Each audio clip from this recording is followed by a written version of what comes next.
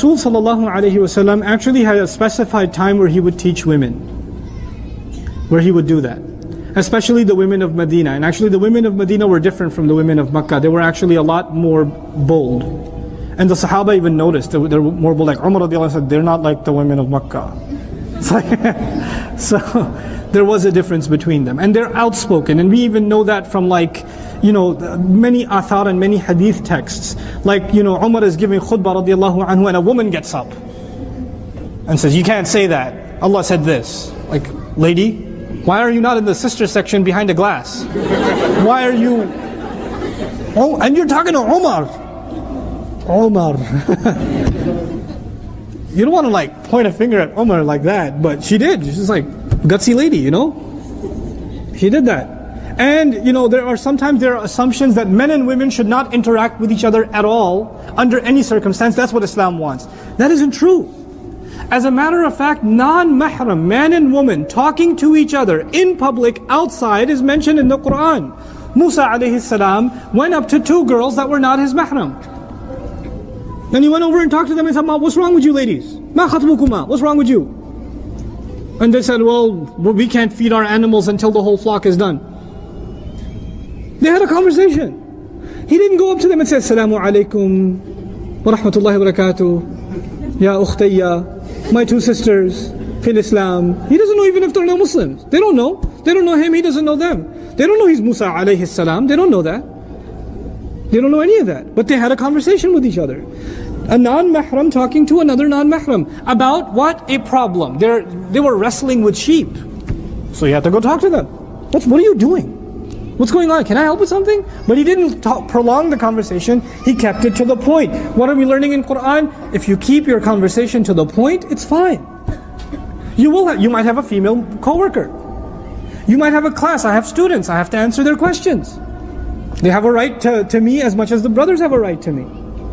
Because I'm teaching a class. It's a matter of justice. I can't put them in the back and not give them the same kind of attention. It's not fair. And I brought this up. If in education, is it fair or not? This is no. It's acceptable. There are ulama that are more conservative on this, and there are ulama that allow it too. But there are plenty of mainstream Ahl Sunnah across the schools of thought scholars that allow this. That allow, for example, this kind of setting. If it's meant with certain kind of restrictions. There shouldn't be small talk. If I crack a joke, it's to the entire audience, not to sisters by themselves, or something, because that's inappropriate. That's not right. Right? And you're supposed to have a certain line, there's supposed to be a certain line of discomfort between you and myself.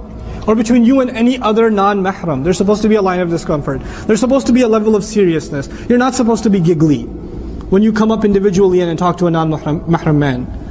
You're not supposed to be like, no, I have a question, brother. You said this. Why? Learn to be like that.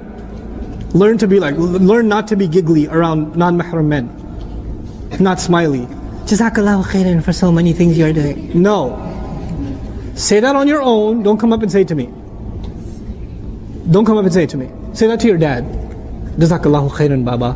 You're so awesome. Great.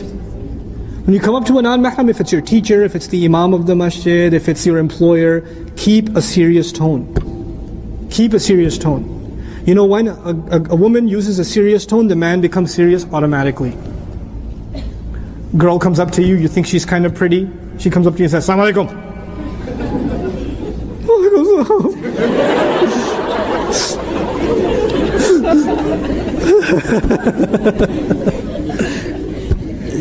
You're not going to get your play around now. It's done.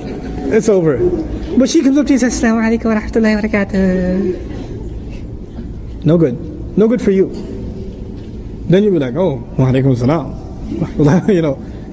That's bad for you. So you have to keep a stern voice. And these rules, I'm kind of alluding to them, Surah An-Nur already covers them. These rules are already there. You have to keep a stern voice. You have to keep your eyes low. As low as it doesn't mean you don't look away like, brother, I have a question. Like you don't do that either. But if you don't stare at the person.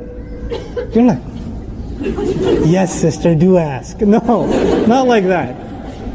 Not like that. يَغُضُّ مِنْ أَبْصَارِهِمْ يَغْضُضْنَ مِنْ أَبْصَارِهِمْ. That's normal. It's not like over the top, but the idea is to keep yourself low. Don't stare.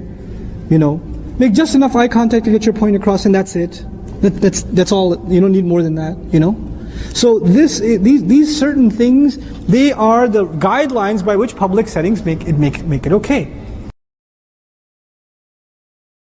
If you've benefited from this video and you'd like to see more Muslims improve their daily lives through education to uplift our families, our communities, and our ummah altogether, please support our efforts in creating this valuable content and help us to reach as many people as possible. Be a part of creating this continuous charity, this sadaqah jariyah.